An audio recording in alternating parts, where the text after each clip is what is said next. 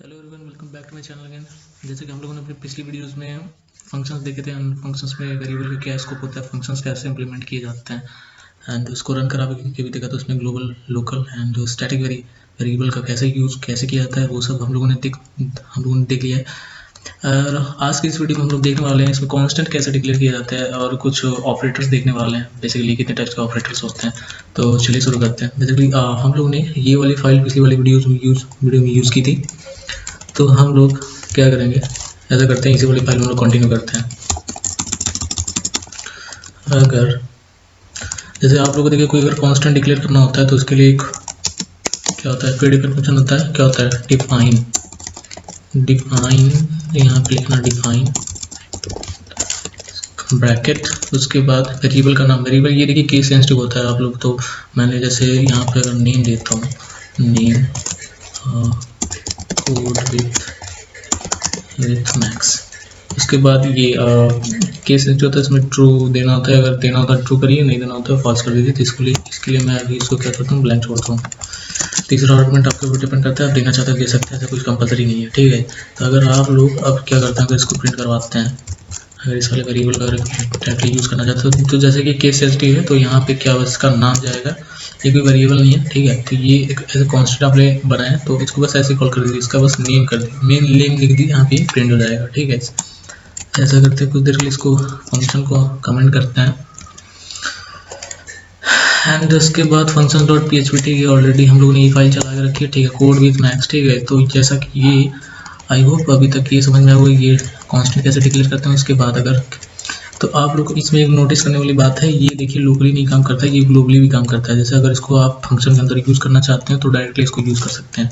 जैसे हम लोग अगर इसका सारा कोड यहाँ से अगर डिलीट करते हैं फंक्शन का, तो यहाँ से ऐसा कुछ भी ग्लोबल लोकल डिक्लेयर करने की जरूरत नहीं है। चुपचाप आप यहाँ पे इसके अंदर, क्योंकि ग्लोबली एक्सेसिबल होता है कहीं से भी, तो ठीक है। तो इसको अगर आप यहाँ से भी एक्सेस करते हैं और इस फंक्शन को चलाते हैं तो ये यहाँ से भी एक्सेस हो जाएगा, जैसा कि रिजल्ट में दिख रहा है, ठीक है। तो आई होप यहाँ तक समझ में आ गया होगा। उसके बाद अब हम लोग ऑपरेटर्स की बात कर लेते हैं। PHP में ऑपरेटर्स कैसे यूज़ किए जाते हैं, कितने टाइप्स के होते हैं। तो बेसिकली PHP में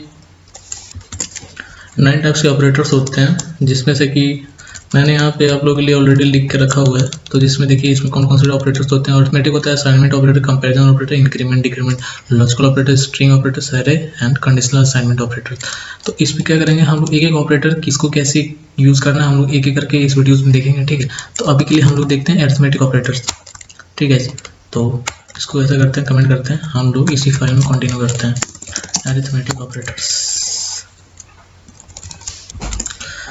अरिथमेटिक ऑपरेटर्स बेसिकली आपका क्या होता है, जैसे ये multiplication, division, plus, minus and exponential, ये जो फंक्शन सारे जो कुछ भी ऑपरेशन होता है इन सब के बीच में ये सब आपके अरिथमेटिक ऑपरेटर्स होते हैं। उसका एग्जांपल अगर हम लोग देखें तो जैसे कोई वेरिएबल ले लीजिए, उसके बाद कोई भी दो वैल्यू हम लोग लेते हैं, तो उसके बीच में आप लोग जो कोई भी ऑपरेशन करते हैं तो ये बेसिकली आता है अरिथमेटिक ऑपरेटर्स के अंडर में, ठीक है। तो जैसे हम लोग ये देखिए मॉड्यूल हो गया, तो इसका जो रिमाइंडर हो गया वो आपको देगा। अगर इसका अगर एक बार हम लोग आउटपुट देखें, $chat,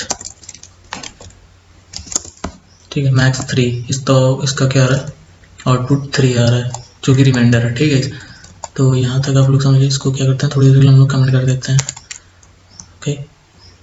हम लोग नीचे आते हैं और जो भी है प्लस हुआ, प्लस हुआ, माइनस हुआ एंड मल्टीप्लिकेशन हुआ एंड एक और ऑपरेटर होता है, जैसे कि इसको अगर डबल अस्ट्रिक करते हैं तो ये क्या देता है, 8 to the power 5 एक्सपोनेंशियल में चला जाता है, ठीक है। तो इसकी पावर की वैल्यू देगा।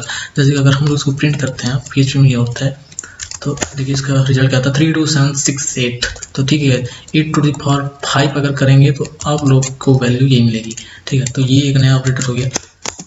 और उसके बाद हम लोग क्या करते हैं, assignment operator, arithmetic operator. I think आप लोग को यहाँ तक समझ में आएगा, वैसे कुछ खास भी नहीं, बस यही चारों, मतलब 1 2 3 4 शायद 5 ऑपरेटर्स है, तो यही है, ठीक है।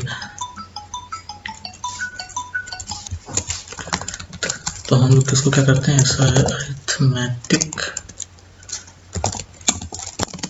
ऑपरेटर के अंदर कमेंट कर देते हैं, ठीक है।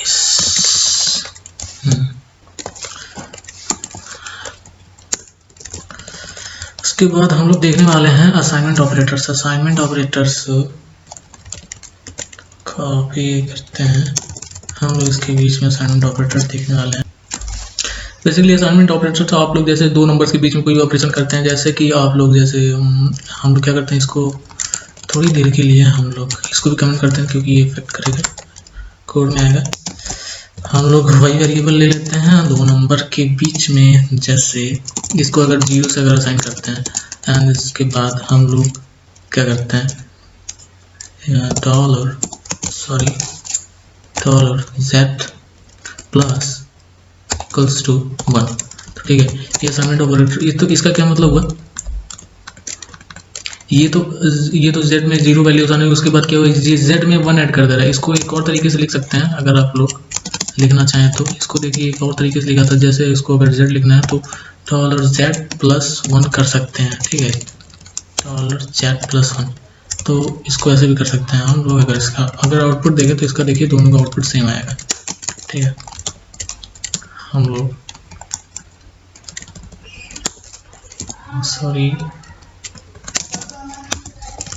एक को अगर हम लोग z को प्रिंट करवाते हैं तो ठीक है, इसका देखिए क्या रिजल्ट आता है। पहले में आएगा 1, क्योंकि यहाँ पे 0 वैल्यू आसान हो गई थी, ये असाइनमेंट हो गया, इसमें इंक्रीमेंट हो रहा है। अगर आप लोग क्या करते हैं यहाँ पे अगर माइनस कर देते हैं तो z में से मतलब जितनी वैल्यू रहेगी 1 माइनस हो जाएगा, ठीक है। तो और अगर डिवीजन कर देते हैं तो z डिवाइडेड बाई 1 हो जाएगा, जैसे माइनस कर देते हैं तो z माइनस 1 हो गया, और डिवीजन कर देते हैं तो z डिवाइडेड बाई 1 हो जाएगा, मल्टीप्लिकेशन कर देते हैं तो z इंटू 1 हो जाएगा, जो कुछ भी वैल्यू रहेगी इसके अंदर, ठीक है।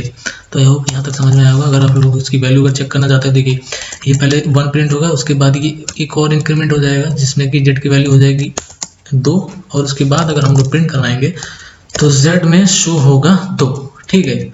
तो अगर यहाँ पर हम लोग चेक करते हैं, देखिए 1 और 2 आना चाहिए आउटपुट, 1 और 2, ठीक है। तो आई होप यहाँ तक समझ में आया होगा।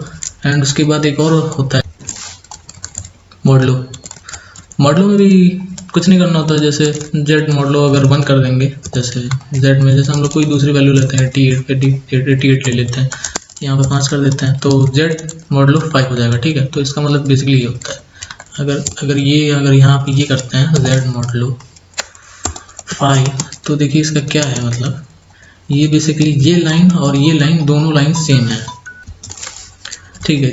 तो ये लाइन, ये 50 वाली लाइन और ये 48 वाली लाइन, दोनों लाइन सेम है, तो दोनों का रिजल्ट सेम आएगा। अगर इसका आप लोग आउटपुट चेक करते हैं तो देखिए क्या आता है,